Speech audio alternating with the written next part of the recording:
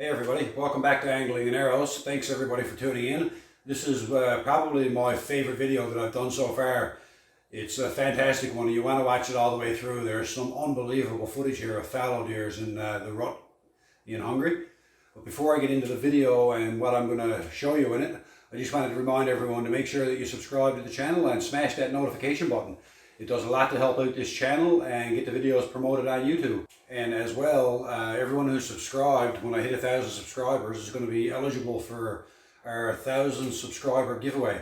That's going to be a fantastic draw for something that if you're into the outdoors, hunting, fishing or hiking, you're really not going to want to miss this giveaway. It's going to be fantastic. So again, make sure you smash the notifications and subscribe to our channel. Thanks everybody who does. So I was actually invited along on this hunt by my good buddy Albert Laszlo. He was headed back to his home country of Hungary to make a few business connections for his Passion and Prey European hunting services. It was pretty new at the time. Since then he's actually become quite well established and he books hunting trips all over the world. But at that time I went along with him just to get a feel for some of the lodges, and if I liked it I'd be able to give some references in the future. The advantage of going with a local Hungarian person was that not only did I get to experience some of the hunting over there, but I also got to see the local way of life. And anybody who's been on a hunting trip knows that it's actually about a lot more than the hunting. And to get to experience some of the culture over there, the food is fantastic. It's actually a huge centerpiece of their lifestyle. And I made so many good friends over there, and I can't wait to see them all again. I'm going to give a shout out to Akos and Peter, Roby, Bela, who was one of my guides. I can't say enough good things about these people. I mean, there's so many that I'd have to say thank you to, but that's just a few off the top of my head. And of course Albert, who invited me along and took great care of me while I was over there. Thanks very much Albert for the trip. I really appreciated it. In Hungary, all of the hunting areas are privately run by associations. They staff guides, managers, wildlife biologists to maintain the herds. The hunting area Guth, where I stayed, is run by the Hungarian government, and it's the premier fallow deer lodge in the world. Several people who've seen some of my footage, the first thing they ask me is, was this a fenced hunt? And it absolutely was not. This is 100% free range wild animals, but their management techniques and some of their conservation practices, they put many areas to shame. They do culls of some of the more inferior animals to keep the herd strong. And the results have shown significant results over the years. And you'll see that in the video with the large amount of animals that I saw. And the other thing I want to mention is that over there, you pay for your accommodations up front. That's a fixed fee. And your trophy is paid for after you harvest the animal, and it's done based on size. So the guides can estimate the animal, and the way they do the size is they clean the skull and boil it, and the antlers in the skull are weighed. And you pay based on the size of the trophy you harvest, and it's a predetermined size. The guides can estimate that and keep you well within the range that you're willing to pay for. This one actually scored right around the 4 kilogram mark.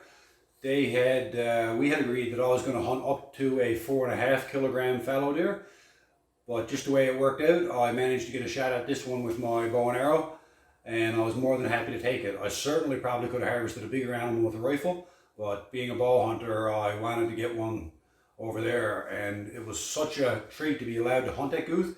It's not something that they do a lot, allow archery hunters, and I was quite privileged and honored to be given that opportunity.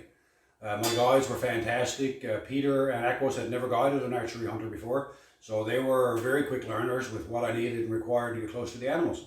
So please stay tuned and enjoy this video, and at the end of it there's going to be a little collage of some still photographs that I took outside of the hunting areas, just around Hungary in general, as well as a few other hunting pictures.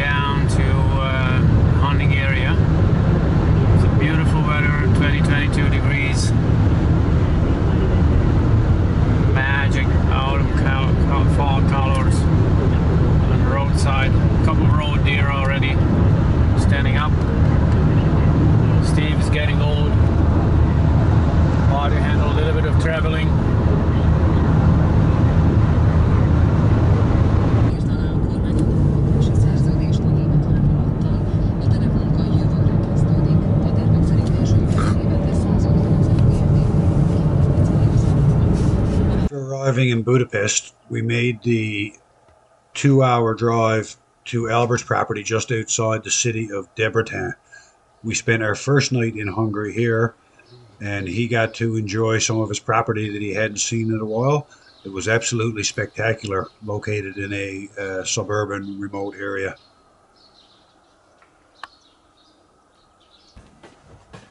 The next morning, we arrived at our hunting area very early, before daylight. We met up with our guide. Today it was Aquos, and he took me out and we did some spot and stock hunting.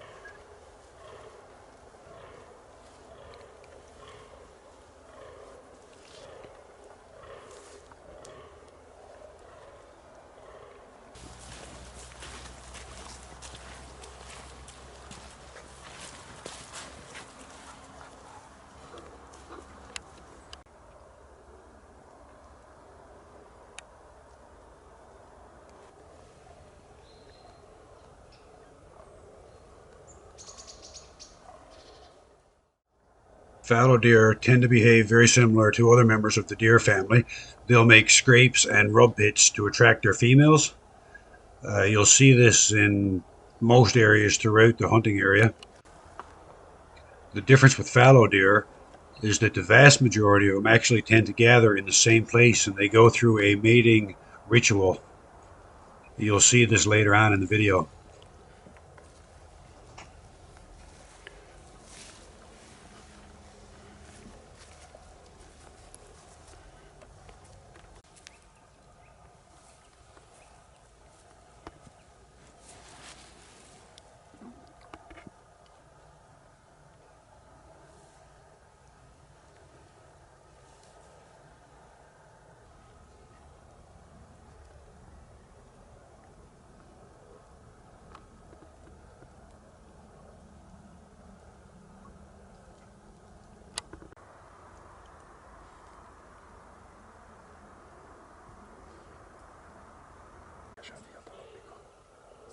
The amount of deer that we saw while walking around in the woods was unbelievable. I've never experienced anything like it in my life. It just goes to show that their strict conservation methods certainly pay off. There were males, females, just an abundance of deer.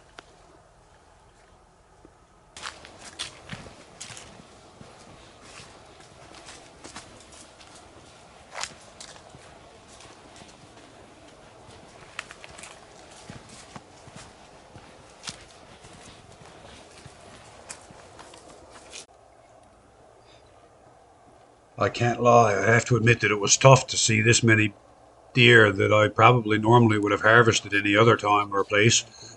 But here, as I mentioned in the beginning, we had a predetermined size category that I was allowed to harvest, and it falls in line with their conservation practices. So between that and unable to get within the proper yardage that I needed for an archery shot, it made for an interesting day. So this is actually the third night of my hunt at Guth, and this is where it got really interesting. I've changed guides now, and the area manager and now a friend, Peter, took me out on my archery hunt. It's the first time he'd guided an archer, so he had a learning curve as well as myself. Right here we're getting in a high seat overlooking a rutting pit. This is one of the few areas in Hungary where the majority of the fallow stags and does gather to go through a mating period. There's huge numbers of deer that come from all over. They come here to do their mating routines and rituals. They fight as well as breed. It's something that unless you've been there, you can't even describe it. When we left the high seat last night, we went back to the lodge and we discussed our hunting options for the next day with Peter. We decided that we were going to go back to the rutting area, which is where we're at now. We arrived here well before daylight, so we didn't disturb the herd. And we thought this was our best chance because by not being in the high seat, we were able to get a little bit closer to the edge of the clearing. And this put me well within archery range. So now it was just a matter of waiting for a clean shot on an appropriate sized deer. I'm looking for one that's in the 4 kilo range, up to 4.5 kilos. So we're just here taking in the sounds, which was absolutely unbelievable. The constant grunting and bellowing of the fallow deer. It was deafening to be in the middle of that rutting area. It was just truly amazing.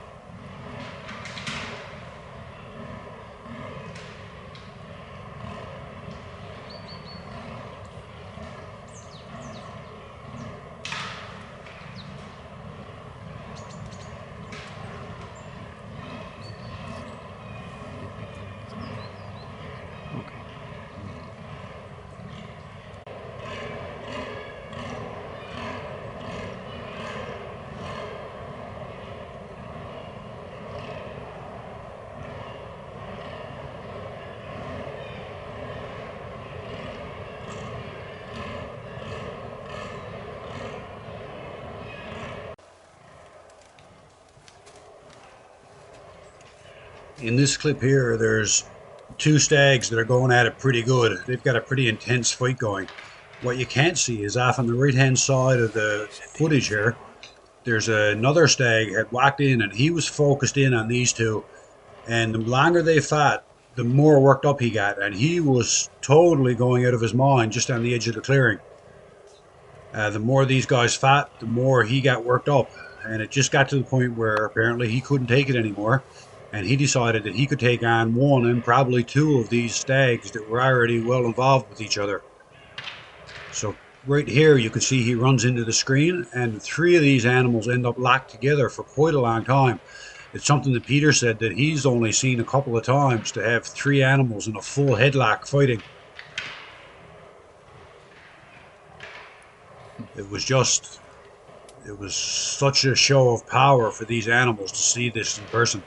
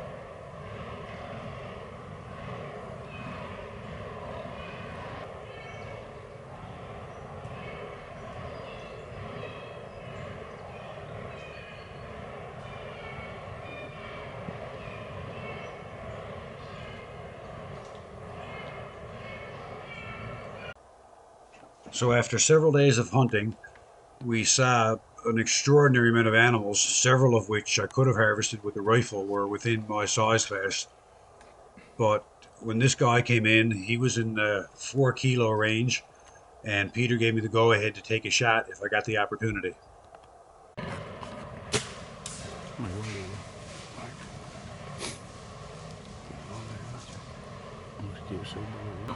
Is he down? Down. Még nem. Az meg nem tudtam felvenni. Nem. Hát be volt kapcsolva, csak nem tudtam rá.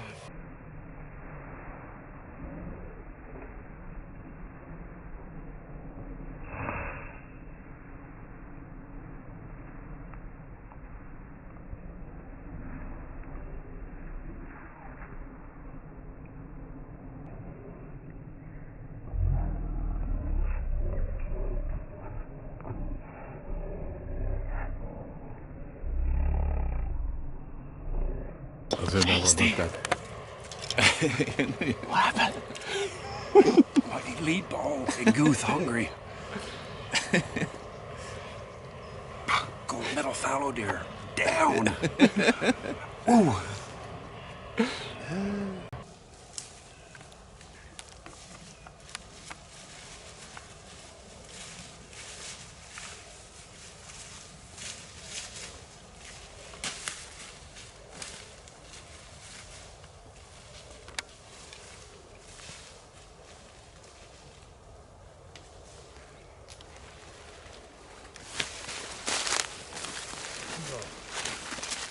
Hey, Steve.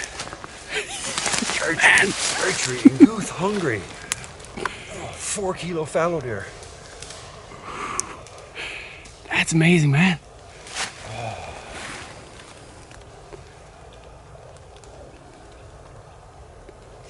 Wow. Wow. What a big boy. What a beauty.